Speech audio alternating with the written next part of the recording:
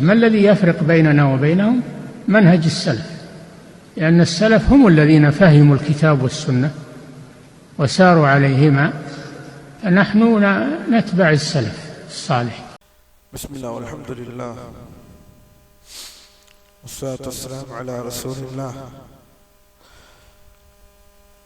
وعلى آله وصحبه ومن تبعهم بإحسان إلى يوم الدين. أما بعد، السلام عليكم ورحمة الله وبركاته.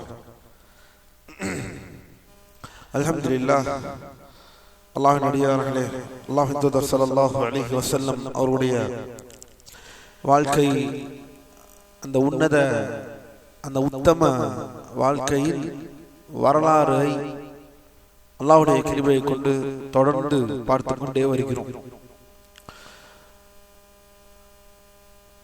அதன் வாயிலாக வஹீயுடைய தொடக்கம், வஹீ எப்படி இறங்கியது, அல்லாஹ்வின் தூதர் ஸல்லல்லாஹு அலைஹி வஸல்லம் வஹீ எவ்வாறு இறங்கியது, எந்த நேரத்தில் இறங்கியது என்ற அனைத்தையும் பார்த்தோம். வஹீ இறங்கினதற்கு பிறகு அல்லாஹ்வின் தூதர் என்ன செய்திக்கு ஆளானார்கள், என்ன நிலைக்கு ஆளானார்கள், அவர்கள் யாரிடம் திரும்பினார்கள்? ஹதீஜா ரலியல்லாஹு அன்ஹா அவர்களிடம் இவ்வாறு நடந்ததை எடுத்து கூறியதுடன் அவர்கள் என்ன அறிவு, என்ன மன திருப்தியை, மன ஆறுதலை வழங்கினார்கள் என்பதை பார்த்தோம். பிறகு வரக்காவிடம் கொண்டு சென்றார்கள். யாரை? தன் கணவன் இவ்வாறு சொல்கிறார்கள், தன் கணவனுக்கு என் உயிருக்கு நான் அஞ்சுகிறேன் என்று பயந்து சொல்கிறார்கள் மனைவியிடம். மனைவி வரக்காவிடம் கொண்டு செல்ல. வரக்கா என்பவர் யார்? வரக்கா என்பவர் ஹதீஜா ரலியல்லாஹு அன்ஹாவுடைய கசின். கசின் என்றால் என்ன? பெரிய தந்தை அல்லது சிறிய பெரிய தந்தையின் மகன் வரக்கா பின் நௌஃபல்.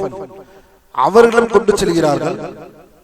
அவர் அக்காலத்திலேயே இணை வைப்பை வெறுத்து வாழ்ந்த ஒரு மனிதர். நபித்துவம் அருளப்படுவதற்கு முன்பாகவே, நபி அவர்கள் நபியாக பிரகடனப்படுத்துவதற்கு முன்னதாகவே இணை வைப்பை வெறுத்து வாழ்ந்த ஒரு மனிதர். வேதங்களை நன்கு அறிந்தவர், ஹீப்ரு மொழியை நன்கு அறிந்தவர். ஈசா அலைஹிஸ்ஸலாம் அவருடைய மார்க்கத்தை பின்தொடர வேண்டும் என்ற அந்த அடிப்படையில் இணை வைப்பை செய்யாத ஒரு மனிதராக இருந்தவர். அவரிடம் இருந்த முற்கால அந்த கல்விகளை வைத்துக் கொண்டு கண்டுபிடித்து விட்டார்கள் இவர்தான் அந்த நபி என்று. நபியாக மட்டும் அறியவில்லை, நான் உங்களுடைய கூட்டத்தார் உங்களை உங்களுடைய ஊரில் இருந்து வெளியேற்றும் போது நான் அப்போது ஒரு சக்தி என்று அவர் ஆசைப்பட்டார். நபி அவர்கள் ஆச்சரியத்தில் கேட்டார்கள், என் ஊர் மக்கள் என்னை வெளியேற்றுவார்களா என் ஊரில் இருந்து என்று கேட்டார்கள். அதற்கு என்ன பதில் அளித்தார்கள் வரக்கா? இந்த செய்தியை கொண்டு வந்த எந்த நபியையும், இந்த செய்தியை கொண்டு வந்த எந்த நபியையும் அவர்கள் வெளியேற்றாமல் இருந்ததில்லை. அந்த ஊர் மக்கள் சண்டை போடாமலும் பகைக்காகவும் இருந்ததில்லை என்பதை தெளிவுபடுத்துகிறார்கள். இதை வைத்து என்ன சொல்கிறார்கள்? நான் உங்களுக்கு பெரும் உதவியாளராக இருப்பேன் என்று சொல்கிறார் வரக்கா.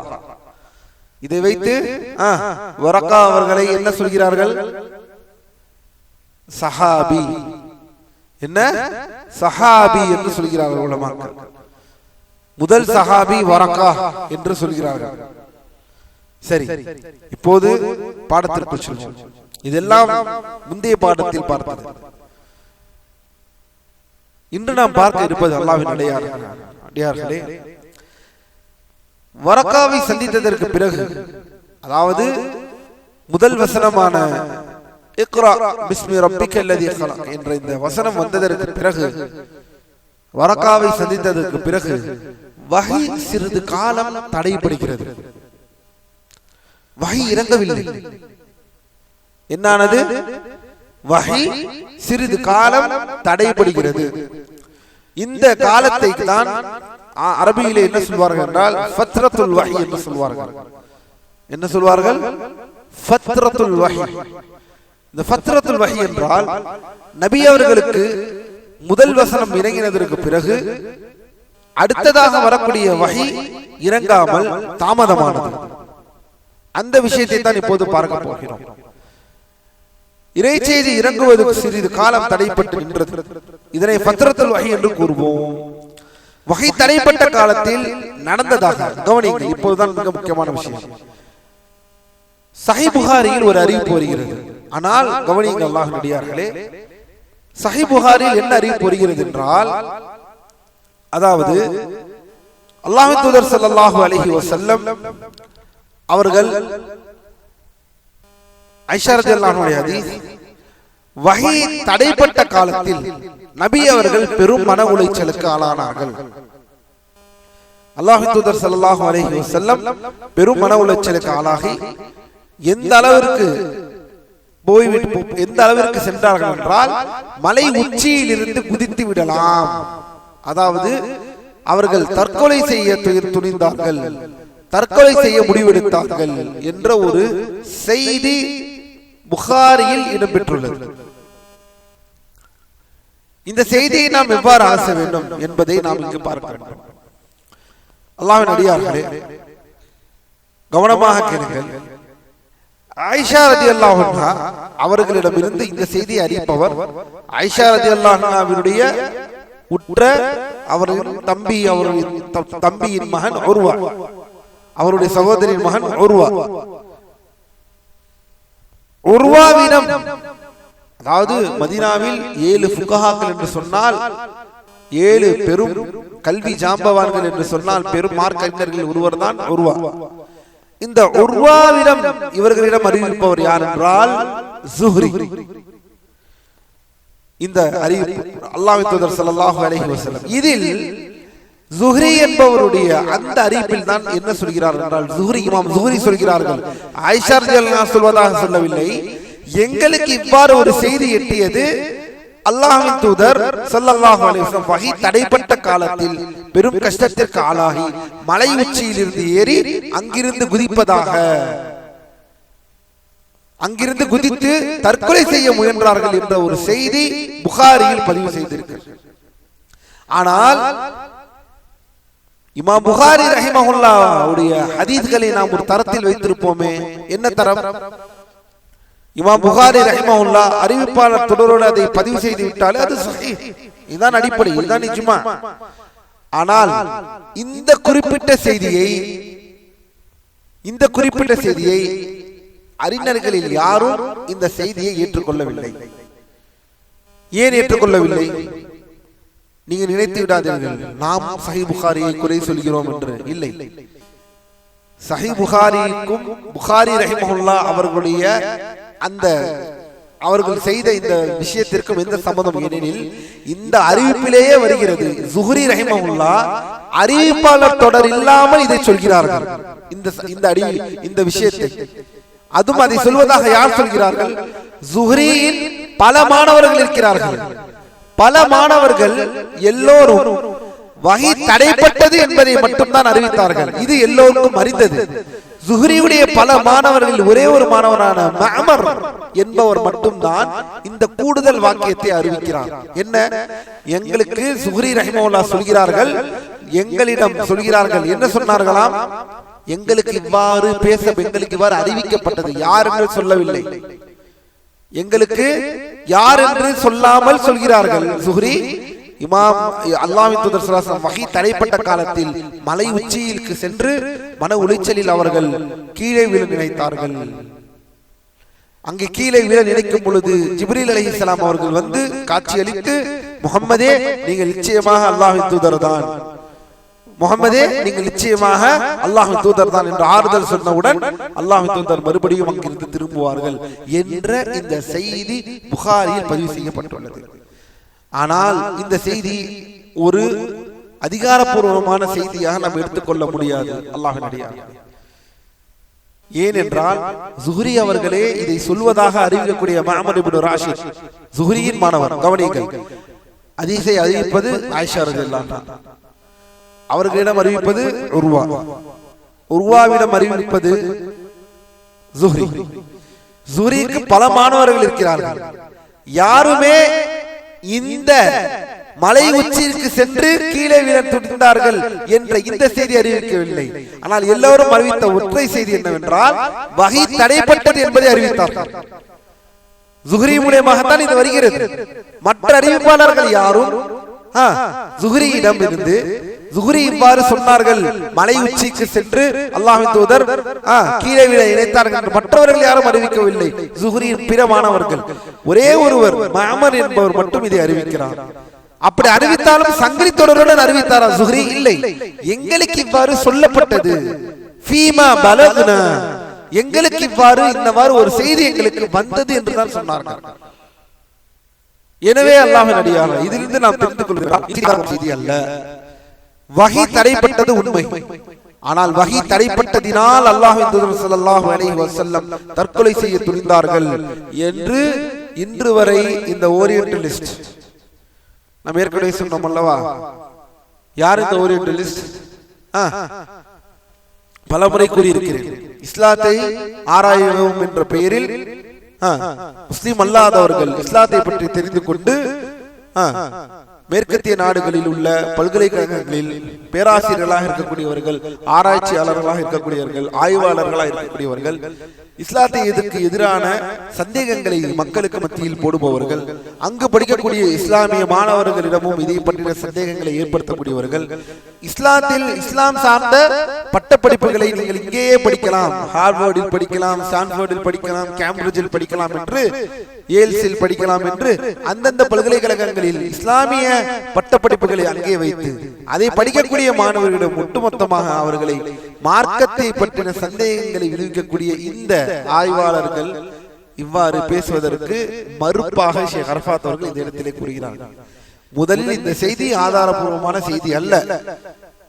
மேலும் இதை இமாம் புகாரி அவருடைய ஷரத்திற்குரிய ஹதீஸும் அல்ல.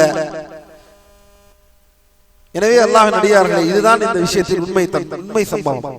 அல்லாஹ்வின் தூதர் மலை உச்சியிலிருந்து ஏறி குதிப்பதாக வரக்கூடிய அந்த செய்தி உண்மையான செய்தி அல்ல என்பதை நாம் புரிந்து கொள்ள வேண்டும்.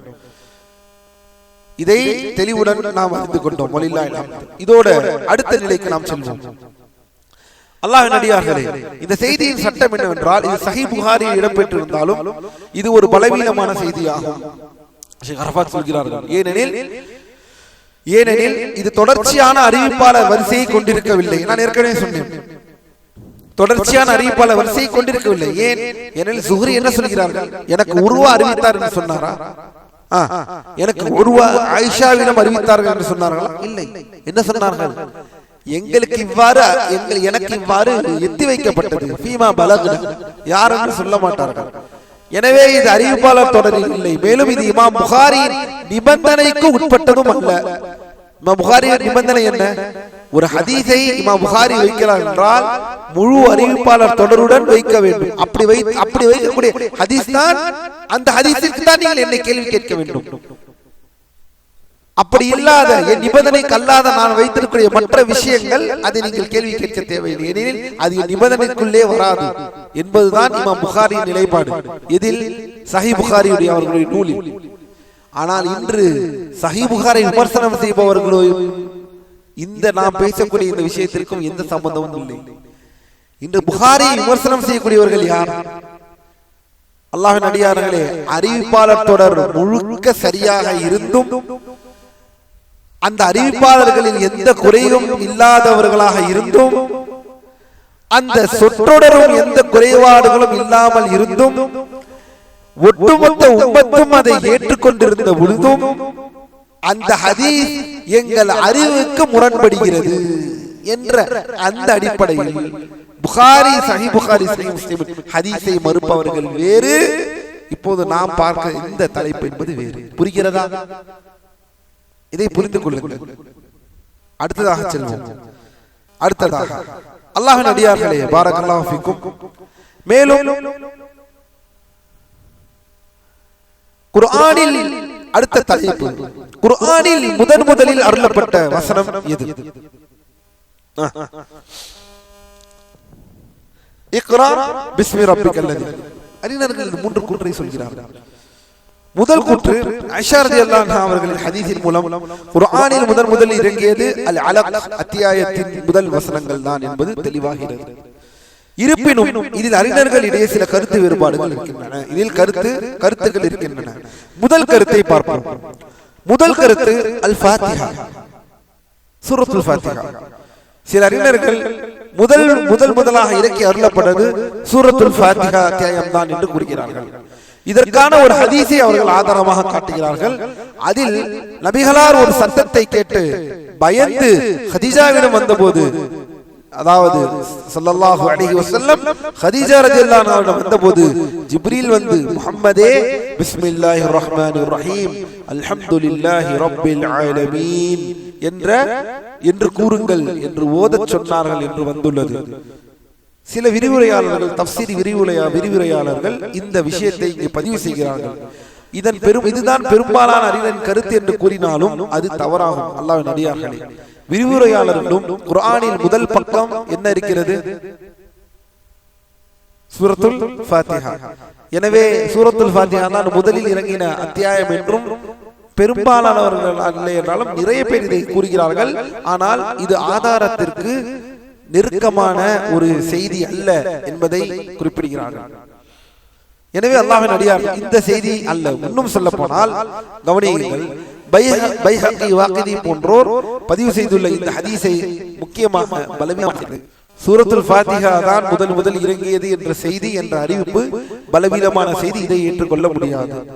இதை புரிந்து கொள்ளுங்கள். இரண்டாவது கருத்து யா அய்யுஹல் முத்தஸ்ஸிர், சூரத்துல் முத்தஸ்ஸிரில் இருக்கக்கூடிய இந்த முதல் வசனம் தான் முதலில் இறங்கியது என்பது இரண்டாவது கருத்து. அதாவது புகாரி முஸ்லிமில் வந்துள்ள, இதனால் என்ன ஆதாரம்? இதுக்கு ஆதாரம் புகாரி முஸ்லிமில் சொல்கிறார்கள் உலமாக்கள். யாரெல்லாம் முதல் வசனம் போர்வை போத்தி கொண்டிருப்பவரை எந்திரியுங்கள், எந்திரித்திடுங்கள், எச்சரிக்கை செய்யுங்கள் என்ற இந்த வசனம் தான் முதலில் இறங்கியது என்று இரண்டாவது கருத்து. இதற்கு ஹதீஸ் ஜாபிர் ரலியல்லாஹு அன்ஹு ஹதீஸ் புகாரி முஸ்லிமில் பதிவு செய்த ஹதீஸை ஆதாரம் காட்டுகிறார்கள். என்ன ஆதாரம் காட்டுகிறார்கள்? கவனியுங்கள் அல்லாஹ்வின் அடியார்களே, ஜாபிர் ரலியல்லாஹு அன்ஹு அவர்கள் ஹதீஸை இதற்கு ஆதாரமாக காட்டுகிறார்கள். அவரிடம் அபூ ஸலமா என்பவர் குர்ஆனில் எது முதலில் இறங்கியது என்று கேட்டதற்கு ஜாபிர் ரலியல்லாஹு அன்ஹு அவர்கள் யா அய்யுஹல் முத்தஸிர் என்றார்கள். இதுதான் ஆதாரம். குர்ஆனில் முதலில் எது இறங்கியது என்று கேட்டதற்கு யா அய்யுஹல் முத்தஸிர் என்று கூறுகிறார்கள். இக்ரா பிஸ்மி ரப்பிக்கல் லதி ஹலக் அத்தியாயம் இல்லையா என்று மறுபடியும் கேட்கிறார்கள். யார்? அந்த கேள்வியை கேட்ட சஹாபி. கவனியுங்கள், அபூ ஸலமா என்பவரிடம் குர்ஆனில் எது முதலில் இறங்கியது என்று கேட்டதற்கு ஜாபிர் என்ன பதில் அளிக்கிறார்கள் ரலியல்லாஹு அன்ஹு? யா அய்யுஹல் முத்தஸிர். அதுக்கு அபூ ஸலமா அவர்கள் மறுபடியும் கேட்கிறார்கள், இக்ரா பிஸ்மி ரப்பிக்கல் லதி ஹலக்கில்லா, இந்த வசனம் தானே முதலில் இறங்கியது என்று கேட்டதற்கு என்ன சொன்னார்கள்? ஜாபிர் ரலியல்லாஹு அன்ஹு அத்தியாயம் இல்லை என்று அபூ ஸலமா கேட்டபோது ஜாபிர் ரலியல்லாஹு அன்ஹு இவ்வாறு கூறுகிறார்கள். கவனியுங்கள், நான் உங்களுக்கு நபிகளார் ஸல்லல்லாஹு அலைஹி வஸல்லம் அவர்கள் கூறியதை நான் கூறுகிறேன். என்னிடம் இவ்வாறு கேட்கிறீர்கள், அலக் அத்தியாயம் தானே முதல் இறங்கியது என்று. நான் உங்களுக்கு நபி அவர்கள் கூறினதை நான் கூறுகிறேன். நபி அவர்கள் என்ன கூறினார்கள்? கவனியுங்கள், நான் ஹிராவில் தங்கி இருந்து விட்டு பள்ளத்தாக்கிற்கு இறங்கி வந்த போது முன்னும் பின்னும் வலதும் இடதும் வானத்திலும் பார்த்தேன். அங்கே ஜிப்ரீல் இருந்தார். எனக்கு நடுக்கம் ஏற்பட்டது. நான் கதீஜாவிடம் வந்து போர்த்தச் சொன்னேன். அப்போது அல்லாஹ் யா அய்யுஹல் முத்தஸிர் வசனத்தை இறக்கினான் என்று கூறினார்கள். இந்த ஹதீஸை ஆதாரமாக வைத்து ஒரு சாரார் முத்தஸிர் அத்தியாயமே முதலில் இறங்கியது என்கின்றனர். ஆனால் இந்த ஹதீஸ் தான் தெளிவான ஆதாரம். முதலில் இறங்கினது மூன்றாவது கருத்தாக வரக்கூடிய இக்ரா பிஸ்மி ரப்பிக்கல் லதி ஹலக். எப்படி? யாருக்காவது தெரியுமா?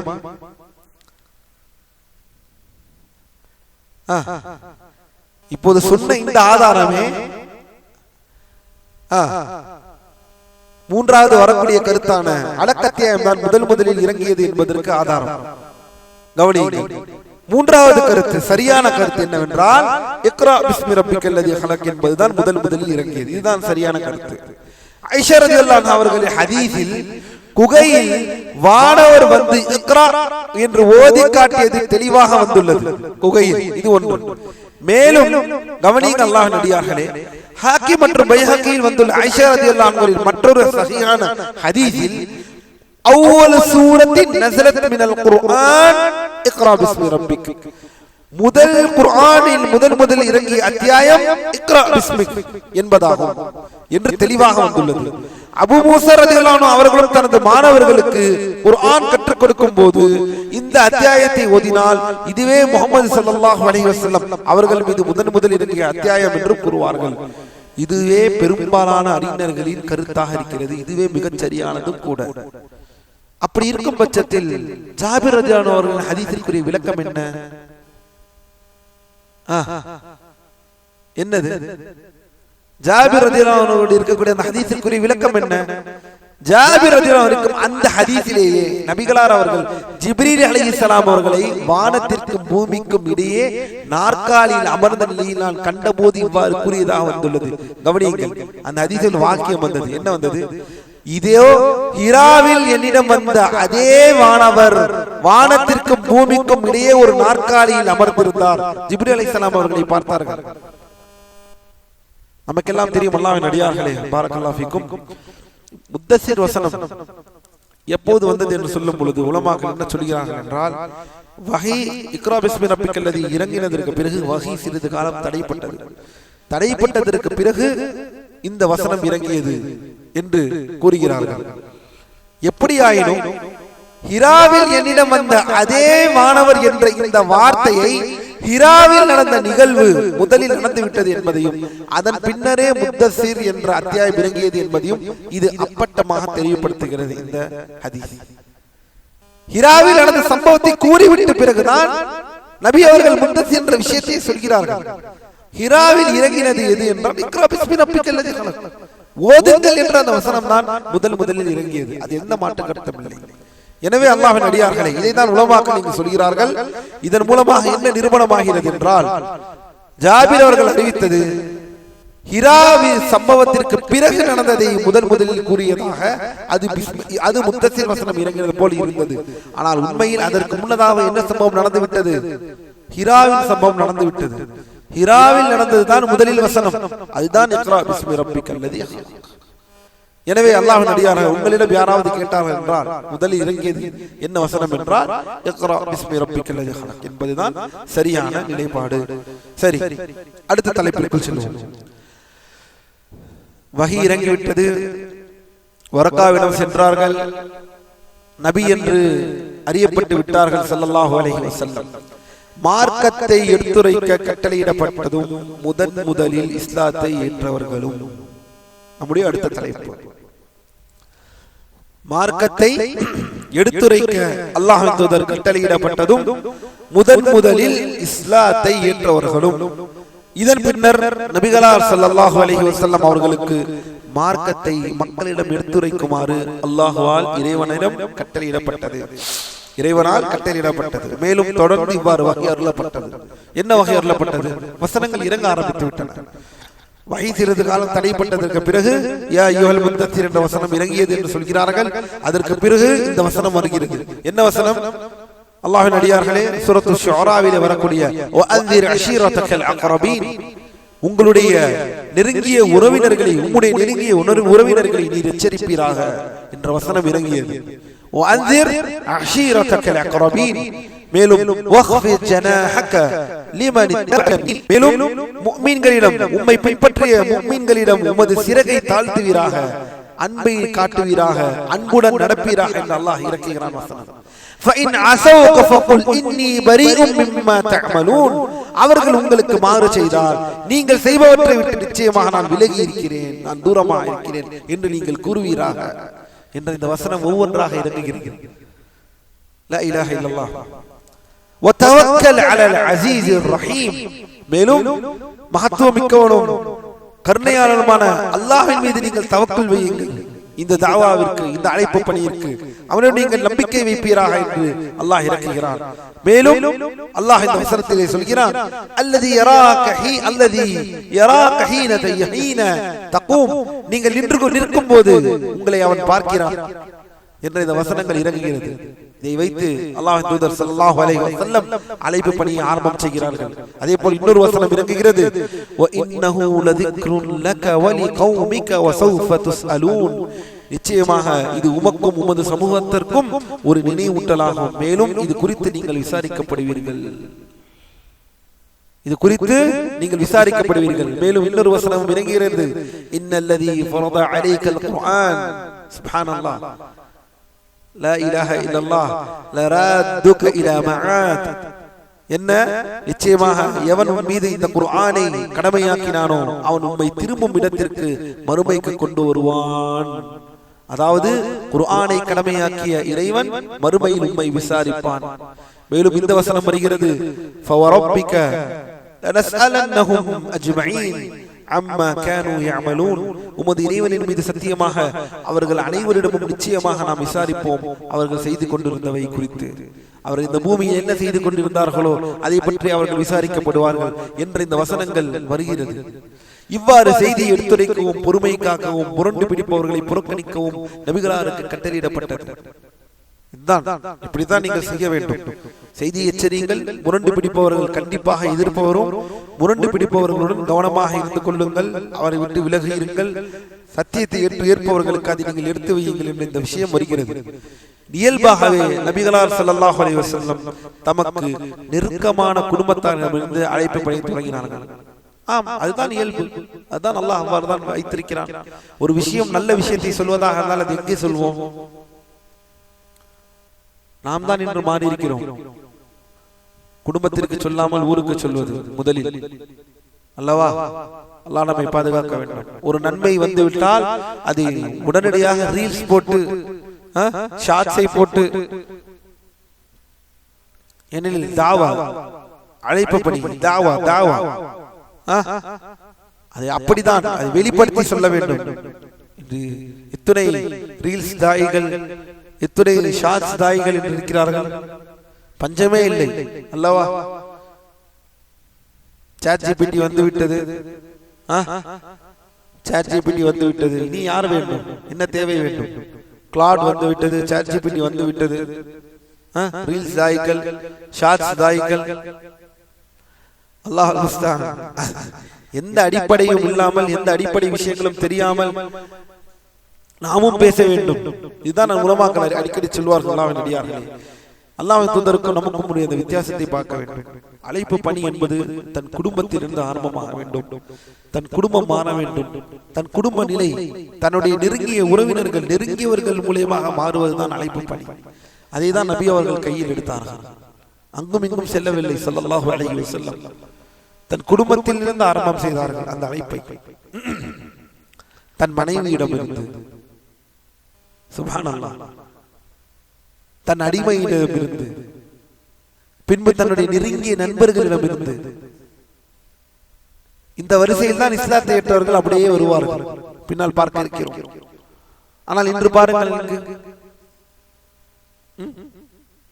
குடும்ப வாழ்க்கை ஒழுங்காக இருக்காது, தனிப்பட்ட வாழ்க்கை ஒழுங்காக இருக்காது. ஆனால் ரீல்ஸ் தாயியாக இருப்பார். ரீல்ஸில் ஏதோ ஏதோ பேசிக் கொண்டிருப்பார். திடீரென்று ஒரு உம்ரா செய்திருப்பார். உம்ரா செய்து வந்ததற்கு பிறகு அவர் தாயாக மாறிவிடுவார். காலம் காலமாக அறிஞர்களிடம் அமர்ந்து படித்தால் தான் அழைப்பு பணி செய்ய முடியும் என்பதை அறிந்திருந்தோம். ஆனால் ஒரு உம்ரா செய்து விட்டவுடன் உடனடியாக தாயாக மாறுவதெல்லாம் இன்ற காலத்தில் தான் நடைபெற்றுக் கொண்டிருக்கிறது என்பதையெல்லாம் இன்று பார்க்கிறோம். அல்லாஹ்வின் அடியார்களே, அழைப்பு பணி செய்ய வேண்டாம் என்று சொல்லவில்லை, அந்த தகுதியை அடைந்து செய்யுங்கள் என்றுதான் சொல்லப்படுகிறோம். ஆனால் அந்த தகுதியை, எந்த தகுதியுமே அடையாமல், மார்க்கத்தை எதையுமே படிக்காமல், அரபி மொழியை கற்காமல், எந்த விஷயங்களையும் தெரிந்து கொள்ளாமல் நான் தாவாவில் குதிப்பேன் என்று சொன்னால் அது உங்களை நீங்களே அழிவு பாதைக்கு கொண்டு செல்கிறீர்கள். இந்த சமூகம் உங்களை மறந்துவிடும் என்பதை மறக்காதீர்கள். ஏனெனில் இந்த சமூகம் இவ்வாறு மறந்தது பல, அது நிலை நிற்பவர்களோ சில. அல்லாஹ் நம்மை நேர்வழியிலே செலுத்துவானாக. இவ்வாறு அல்லாஹ்வின் தூதர் ஸல்லல்லாஹு அலைஹி வஸல்லம் அவர்கள் செய்தியை எடுத்துரைக்கவும் பொறுமை காக்கவும் இவ்வாறு அந்த அழைப்பு பணியை முதலில் தன்னுடைய குருவினர்களுக்கு சொல்கிறார்கள். بيننا وبينكم الكتب كان أحمد يقول البدع بيننا وبينكم الجنائز